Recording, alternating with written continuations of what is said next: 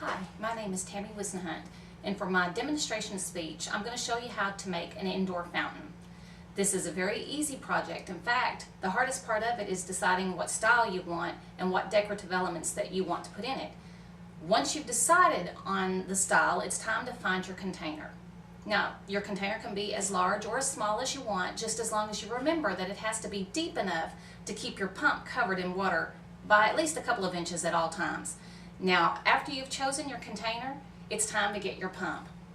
You must consider the size of your container when you get your pump, because the pump must be able to circulate all the water in your container in an hour. So if you have a 10-gallon container, the pump must be able to circulate all 10 gallons in 1 hour.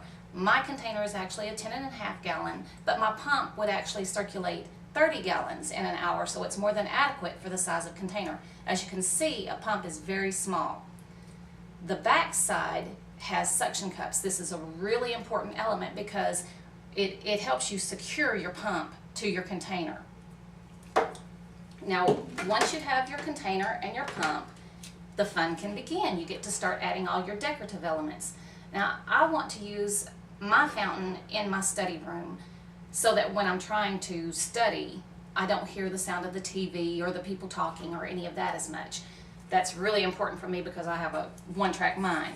But because I want more sound to mine, I'm going to actually add height in mine so that I get more of a waterfall sound instead of just like the bubbling brook thing. So this brought on one more thing that I needed. I had to get a hose. But again, because the pump is so small, I was able to just carry my pump right into the hardware store to make sure that I got the right size. There's a little hole in the front with an adapter, so you can just very easily attach your hose.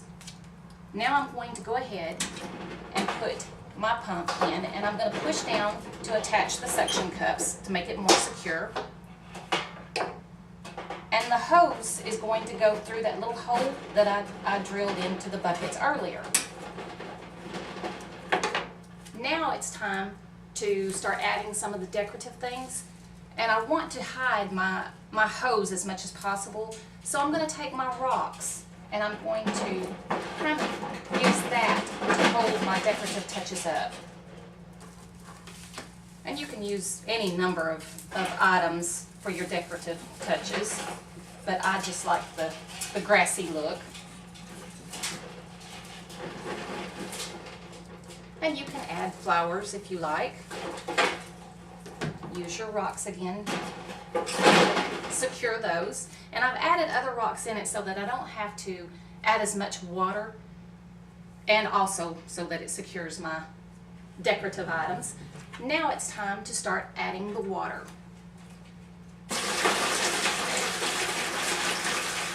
One of the really neat things about this project is that during the holidays or the different seasons, if you want to have a little bit of a different look, it takes very small touches to change the whole look of your fountain.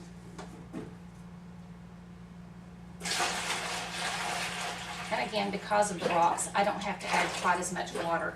Now, because my bucket doesn't, the bottom bucket doesn't have the holes, I don't have the air escape, which I should have thought of beforehand, but it means you might have to maneuver your bucket a little bit more. And I brought it to the back because I don't want to have that splash out when the water starts running. I want it to hit in the middle so that I don't get stuff around it wet.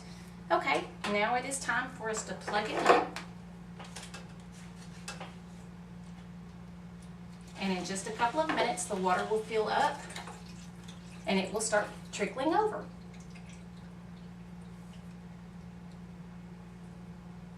And then you will have your waterfall sound.